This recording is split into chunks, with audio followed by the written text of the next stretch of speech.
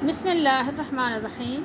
यौम अरफ़ा की फ़जीलत के बारे में रसूलुल्लाह सल्लल्लाहु अलैहि वसल्लम ने इरशाद फरमाया, कोई दिन ऐसा नहीं जिसमें अल्लाह ताला लोगों को अरफ़े के दिन से ज़्यादा जहन्नम से आज़ादी देते हों।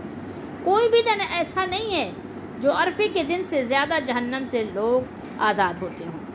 मा मिन यौमिन अक्सरा मिन अन युअतिक़ल्लाहु फ़ीही अब्दन मिनन नारि मिन यौमिन अरफ़ा।